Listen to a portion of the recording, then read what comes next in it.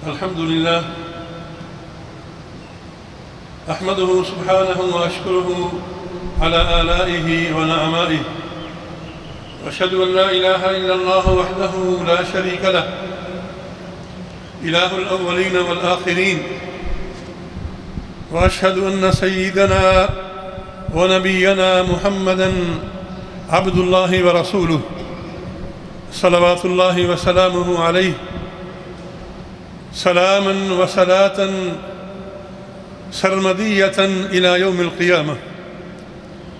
اللهم صل وسلم وبارك وأنعم على عبدك ورسولك سيدنا محمد صاحب الوجه الأنور والجبين الأظهر، وعلى آله وأصحابه ومن اهتدى بهديه واستنى بسنته إلى يوم الدين.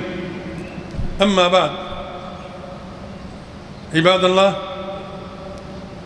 اتقوا ربكم وأطيعوه وأخلصوا له العبادة ووحدوه، ثم اعلموا أن الله تبارك وتعالى يقول في محكم تنزيله سبحانه وتعالى: النبي أولى بالمؤمنين من أنفسهم. مسلمانوں یاد رکھو، نبی صلی اللہ علیہ وسلم تمہیں تمہاری جانوں سے بھی زیادہ عزیز ہونا چاہیے۔ نبی کریم صلی اللہ علیہ وسلم کو اپنی جانوں سے، اپنے مالوں سے، حدیث پاک میں آتا ہے نا: والذی نفسی بیدہ لا یؤمن احدکم حتی اکون احب الیہ من ولدہ ووالدہ والناس اجمعین۔ نبی کریم نے قسم اٹھائی، اس وقت تک تم مومن بن سکتے ہی نہیں ہو جب تک کہ مجھے اپنی مال، اپنی جان، اپنی اولاد اور اپنے والدین سے زیادہ عزیز نہیں سمجھو گے۔ ایمان ہی کوئی نہیں۔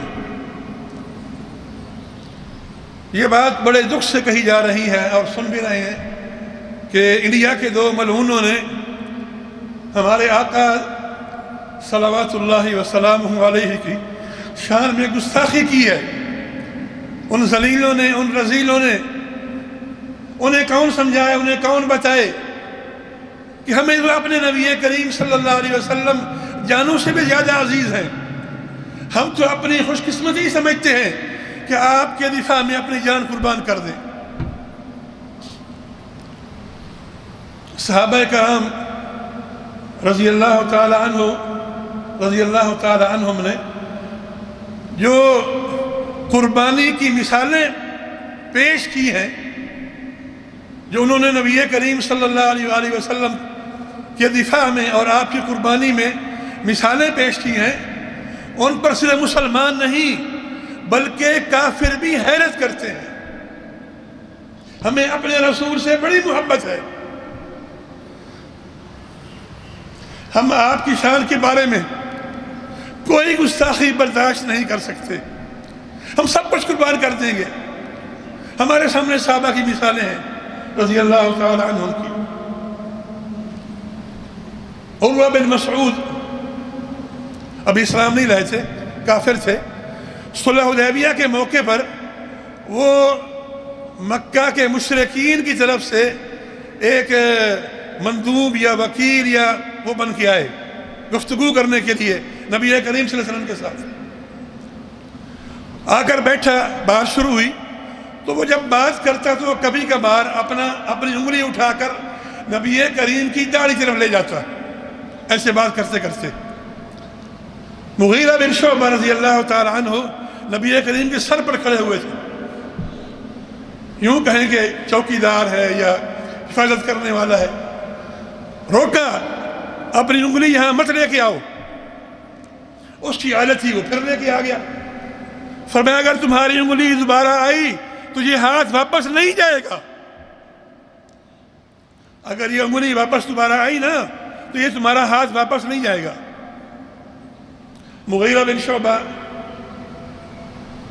نہ عروہ بن مسعود جب واپس گیا مکہ مکرمہ اور رودات سنانے لگا جو نبی کریم کے ساتھ مذاکرات ہوئے ہیں، بات چیت ہوئی ہے، تو اس نے ایک بات یہ بھی کہی اپنی مذاکرات میں یا اپنی گفتگو میں کہ اے مکے والو، میں تمہارا سفیر ہوں، میں کسریٰ کے محل میں گیا ہوں، قیصر کے محل میں گیا ہوں، اور بڑے بڑے بادشاہوں کے محلوں میں گیا ہوں، میں نے آج تک کسی آدمی کو یا کسی قوم کو اتنی محبت اور اتنی عظمت کرتے ہوئے نہیں دیکھا جتنا نبی کریم کے صحابہ نبی کریم بھی کرتے ہیں۔ لہذا سوچ لو کیا کرنا ہے تم نے۔ میں نے یہ دیکھا ہے، آپ وضو کرتے ہیں تو آپ کا جو بچا ہوا پانی ہے اس پر لوگ جھگڑتے ہیں کہ میں نے لینا ہے، میں نے لینا ہے۔ آپ کا بال گرتا ہے، لوگ جھگڑتے ہیں میں نے لینا ہے، میں نے لینا ہے۔ تو تم کیا کرو گے؟ یہ وہ محبت کی مثال دے رہا ہوں آپ کو جو صحابہ کرام کے دلوں میں نبی کریم صلی اللہ علیہ وسلم کی تھی۔ ایک اور مثال سنیے۔ ایک انصاریہ عورت، غزوہ احد میں اس کا شوہر، اس کا بھائی اور اس کا باپ تینوں شہید ہو گئے۔ لوگوں نے کہا بی بی بڑا افسوس ہوا ہے، آپ کا باپ، آپ کا بھائی، آپ کا شوہر شہید ہو گیا ہے۔ اس نے مجھے یہ بتا کہ نبی کریم کا کیا حال ہے، تو ان کو چھوڑو تم، یہ بتا کہ نبی کریم کیسے ہیں۔ تو لوگوں نے کہا آپ خیریت سے ہیں، ٹھیک ہے۔ کیسی نہیں، مجھے پہلے دکھاؤ، پہلے دیکھوں گی پھر اطمینان۔ پھر جب دیکھا آپ کو تو کہنے لگی کل مصیبت بعدک جلل، اے میرے آقا اگر آپ سلامت ہیں تو ساری مصیبتیں برداشت ہیں، ساری مصیبتیں قبول ہیں۔ غزوہ احد کی بات ہے، اسی غزوہ کی بات ہے، جب نبی کریم کی طرف ہر طرف سے تیروں کی بارش ہو رہی تھی۔ ابو دجانہ آئے اور آ کر آپ کے سامنے یوں کھڑے ہو گئے، اور وہ تیر جو تھے نا وہ ان کی پیٹھ پہ لگ رہے تھے اور وہ ہل بھی نہیں رہے تھے۔ تیروں کی بارش برداشت کرتے رہے لیکن اپنے محبوب کو تکلیف نہ پہنچے اس کے لیے کھڑے رہے۔ مالک خدری صحابی ہیں، وہ آئے اور آپ کے زخم کو اپنے منہ سے چوس لیا، صاف کر دیا۔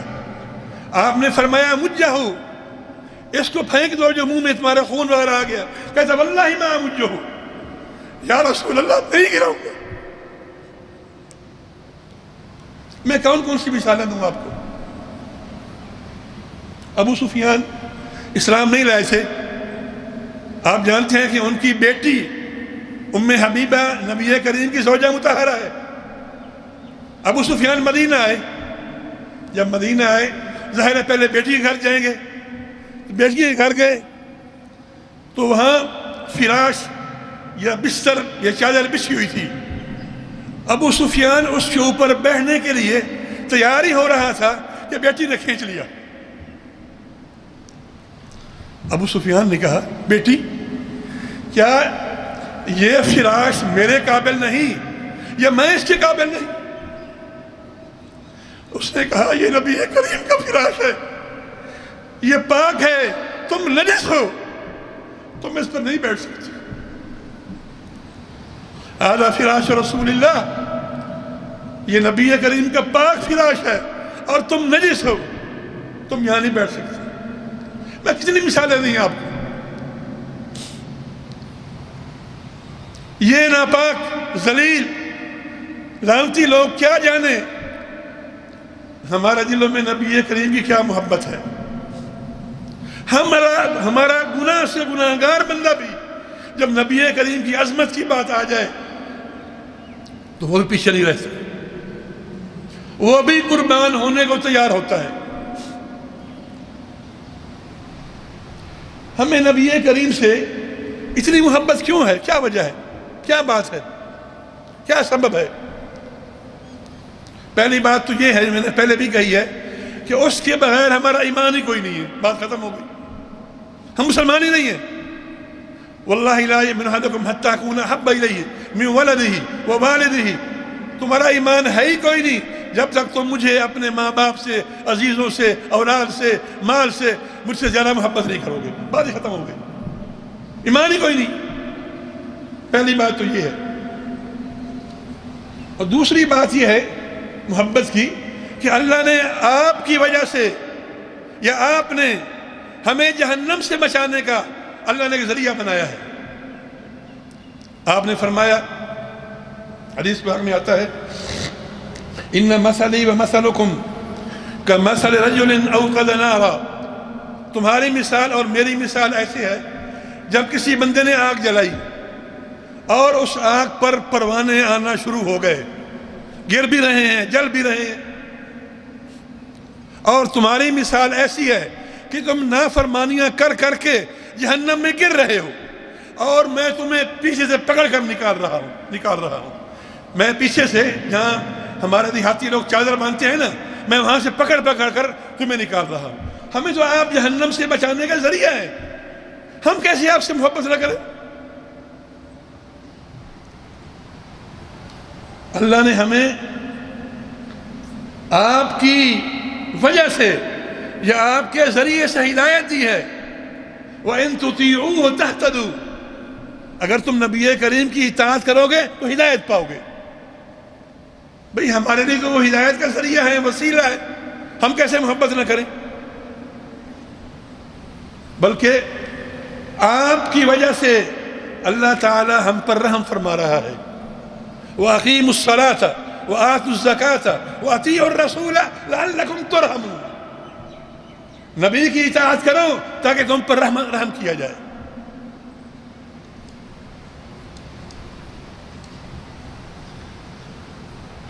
معزز سامعین، کفار کا یہ وسیلہ رہا ہے، جب ان کے پاس تھوڑی سی طاقت آ جاتی ہے، غلبہ آ جاتا ہے، تو وہ مسلمانوں کو نقصان پہنچانے کے لیے، تکلیفیں پہنچانے کے لیے کوئی کمی نہیں کرتے۔ قرآن نے کہا ہے، کیف ان یظہروا علیکم لا یرقبوا فیکم الا ولا ذمہ، جب ان کے پاس تھوڑی طاقت آ جائے، تھوڑا زور آ جائے، تو پھر وہ کسی قسم کی قرابت کو اور کسی قسم کے عہد و پیمان کا خیال نہیں کرتے۔ اور یہ یہاں ہو رہا ہے۔ نبی کریم صلی اللہ علیہ وسلم کی شان میں گستاخی کیوں ہوئی؟ کہ انڈیا کے مجرم یہ سمجھنے لگے ہیں کہ ہم طاقتور ہو گئے ہیں، بڑے ہو گئے ہیں۔ معزز سامعین، ابھی ناپاک گستاخانہ خاکوں والا مسئلہ ختم نہیں ہوا تھا، چل رہا تھا کہ ان حرامیوں نے آقا دو جہان صلی اللہ علیہ وسلم کی شان میں گستاخی کر دی۔ اب سوال یہ ہے کہ ہم کیا کریں؟ ہمارا کیا موقف ہے؟ ہمیں کیا کرنا چاہیے؟ بطور امتی، بطور مسلمان ہمارے ذمہ کیا ہے؟ ایک تو ہے نبی ہم احتجاج کریں، مظاہرے کریں، مذمت کریں، ٹھیک ہے، ہونا چاہیے، کریں، کرنا چاہیے، اور ان ملکوں کو ان کے اخباروں میں بھیجیں، ان کو ای میل بھیجیں، ان کو، یعنی جو کچھ ہم کر سکتے ہیں وہ ہم کریں، بشرطے کہ یہ تہذیب کے دائرے میں ہو۔ اسلام ایسی کیفیت میں بھی تہذیب کی دعوت دیتا ہے، غلط کام سے روکتا ہے۔ ایک بات تو یہ ہے۔ جو دوسری بات ہے اور بڑی اہم بات ہے، جسے ہم کرنے کے لیے تیار بھی نہیں ہیں، پوری دنیا میں، پورے مسلمان ملکوں میں احتجاج ہو رہا ہے، مذمت ہو رہی ہے، انکار ہو رہا ہے، لیکن جو اصل چیز ہے ان کا اقتصادی طور پر مقاطعہ کرو، ان کی چیزیں، ان کا سامان اپنے ملکوں میں مت منگواؤ، ان کو محسوس ہو۔ ایک صحابی تھے سمامہ بن آسال، یہ نجد کے رہائشی تھے، اور وہاں سے گندم آتی تھی مکہ مکرمہ مشرکین کے لیے ان کے ذریعے سے، یعنی ایک کاروبار تھا، یہ گویا کے درمیان میں وہاں سے گندم خریدتے اور مکہ میں مشرکین کو بیچ دیتے. جب یہ اسلام لے آئے تو کیا فرمایا؟ واللہ لن تأتیکم حبۃ قمح حتی یأذن فی ذلک رسول اللہ صلی اللہ علیہ وسلم. قسم اللہ پاک کی ہے مکہ والو سن لو، آج کے بعد تمہارے پاس گندم کا ایک دانہ نہیں آئے گا. آج کے بعد تمہارے پاس گندم کا ایک دانہ نہیں آئے گا یہاں تک کہ رسول اللہ اجازت نہیں دے دیں گے. یہ ہے وہ ایمان کا اثر. جو ہی اسلام لے آئے ایمان کی غیرت اور ایمان کی قوت اجاگر ہو گئی اور گندم بند کر دی. یہاں تک کہ نبی کریم نے فرمایا نہیں نہیں بھیجو، ہم قدر اہمی نہیں کرتے، گندم بھیجو. پھر بھیجنی شروع کر دی. اب دیکھیں سوچیں ہم کیا کر رہے ہیں. میں نے کہا احتجاج کریں، مظاہرہ کریں، انکار ٹھیک ہے، لیکن اس سے انہیں کیا نقصان ہوگا؟ کچھ ایسا کریں جس سے ان کو نقصان ہو، ان کو محسوس ہو. اور دوسری بات یہ ہے وہ بھی ہم کرنے کو تیار نہیں ہیں، باتیں کرتے ہیں. ہمیں نبی کریم کی سیرت مطہرہ کا مطالعہ کرنا چاہیے. آپ کی سیرت مبارکہ کیسے تھی، آپ کے اعمال کیسے تھے، آپ کا اٹھنا بیٹھنا کھانا پینا. ہمارے ہاں ایسی کوئی تعلیم نہیں دی جاتی. ہمارے بچے 2-3 سال کے ہوتے ہیں تو پہلا سبق انگلش کا ہوتا ہے، 1 2 3 4 کا ہوتا ہے. یہ کون سا کلر ہے، یہ کون سی چیز ہے، پہلا سبق. ابھی وہ کچھ پڑھ نہیں سکتے اور انگریزی پڑھ رہے ہیں. کبھی سوچا ہے، کبھی یہ خیال کیا ہے کہ ہم ان کو نبی کریم کی سیرت بتائیں؟ وہ ایک عالم بتا رہے تھے کہ میں بیمار پڑ گیا، کمر میں تکلیف تھی، چل سکتا نہیں تھا، گھر میں بیٹھ گیا، کیا کرتا. تو مجھے ایک سوچ آئی کیوں نہ اپنے عزیزوں کے بچوں کو لے کر ان کو نبی کریم کی سیرت بتاؤں. کہنا میں نے اپنے بھائیوں کے، بہنوں کے، قریبیوں کے، محلے داروں کے بچوں کو جمع کیا اور میں ان کو روزانہ نبی کریم کی سیرت مبارکہ کا تھوڑا بہت درس دے دیتا، سنا دیتا. اور بچے بڑے خیال سے، بڑی محبت سے اور بڑی ہی توجہ سے سنتے. یہاں تک کہ میرا آخری درس جو تھا وہ نبی کریم صلی اللہ علیہ وسلم آپ کی وفات کا تھا. جب آپ کس طرح فوت ہوئے، کیسا ہے؟ بچوں نے رونا شروع کر دیا. نبی کریم کیوں فوت ہوئے، نبی کریم کیوں فوت ہوئے، اتنی اچھی زندگی گزارنے والے، اتنی اللہ اللہ کرنے والے کیوں فوت ہوئے؟ کیوں؟ ہم نے ان کو نبی کریم کی سیرت کا درس دیا ہے، بتایا ہے. لیکن ہمارے گھروں میں یہ نہیں ہو رہا. بڑے دکھ کی بات ہے. معزز سامعین، ہم سے ایک بہت بڑی کوتاہی ہوئی ہے، بلکہ ایک بہت بڑا جرم ہوا ہے، اللہ معاف کرے. وہ کیا ہے؟ وہ یہ ہے، صرف یہ نہیں کہ ہم نے سیرت مطہرہ کا مطالعہ چھوڑ دیا ہے، بلکہ ہم نے دنیا جہان کو بھی یہ بتانا چھوڑ دیا ہے کہ ہمارے نبی کریم کیسے تھے، آپ کی سیرت کیسی تھی، آپ کے اعمال کیسے تھے صلی اللہ علیہ وسلم. ہمیں دنیا کو اپنے نبی کریم صلی اللہ علیہ وسلم کی شان کے بارے میں بتانا چاہیے کہ ہمارے نبی کریم صلی اللہ علیہ وسلم کیسے تھے. ہمیں دنیا کو بتانا ہوگا کہ ہمارے آقا صلی اللہ علیہ وسلم انسانیت کی ہدایت اور بھلائی کے لیے کتنی تڑپ رکھتے تھے. یہاں تک کہ اللہ کو کئی بار جبریل کو بھیجنا پڑتا، جبریل جاؤ میرے نبی کو چپ کرا کے آؤ. فلا تذهب نفسك عليهم حسرات لعلك باخع نفسك على آثارهم. اے میرے محبوب، کیا آپ ان کے غم میں اپنے آپ کو ہلاک کر دیں گے؟ کیا ان لوگوں کے غم میں کہ ایمان نہیں لے آ رہے، یہ نہیں کر رہے، لعلك باخع نفسك على آثارهم ان لم يؤمنوا بهذا الحديث اسفا، اگر وہ یہ نہ کریں تو اپنے آپ کو ہلاک کر دیں گے؟ نہیں. ہدایت دینا میرا کام ہے۔ ہمیں دنیا کو بتانا ہوگا کہ ہمارے نبی کریم صلی اللہ علیہ وسلم دنیا کے لیے رحمت بن کے آئے۔ وَمَا أَرْسَلْنَاكَ إِلَّا رَحْمَةً لِلْعَالَمِينَ۔ رحمت کے معنی ہے پیار، محبت، دلجوئی، ترس، ہمدردی، اور یہ تمام چیزیں آپ میں بھری ہوئی تھی آپ کی ذات مقدسہ میں۔ مومن تو مومن رہے، کافروں کے لیے بھی آپ رحمت بن کر آئے۔ اللہ نے فرمایا کہ جب تک آپ ان میں موجود ہیں میں عذاب نہیں بھیجوں گا۔ عذاب استحصال سے بچ گئے۔ کیسے بچ گئے؟ کہ نبی کریم موجود ہے۔ معزز سامعین، ہمیں دنیا کو بتانا ہوگا کہ آپ خلق عظیم کے مالک تھے۔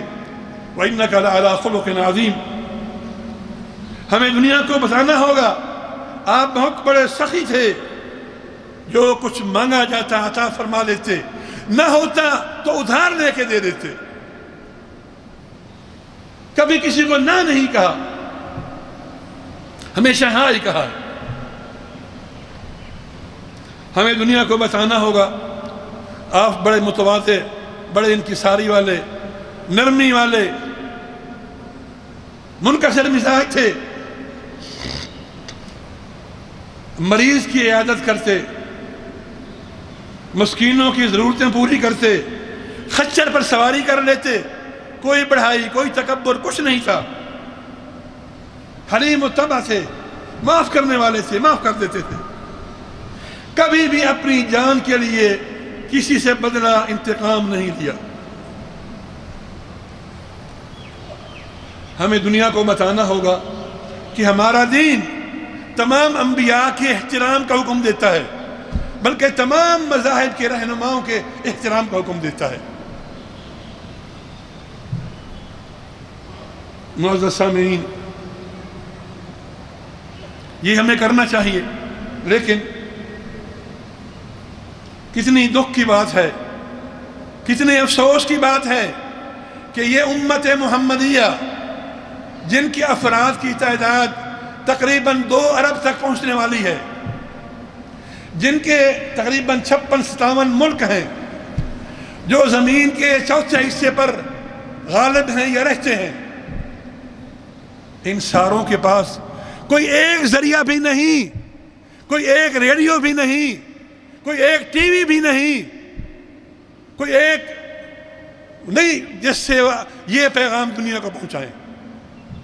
ارے ہم تو خود CNN اور BBC کے تابع ہیں، ہمارے پاس کیا ہے؟ ہم کیسے پہنچائیں گے؟ ہمارے پاس کوئی ذریعہ ہی نہیں ہے، کوئی سبب ہی نہیں ہے۔ معزز سامعین، محض مظاہروں سے کام نہیں چلے گا۔ ہماری یہ بے ہنگم حرکتیں اسلام کو نقصان پہنچائیں گی۔ ہمیں اسلام کا نام اوپر کرنا ہے، ہمیں تہذیب کے دائرے میں رہ کر یہ کام کرنا ہوگا، پھر بات بنے گی۔ دعا کریں اللہ تبارک و تعالی ہمیں جو کچھ سنا ہے اس پر عمل کرنے کی توفیق عطا فرمائے۔ وآخر دعوانا ان الحمد للہ رب العالمین۔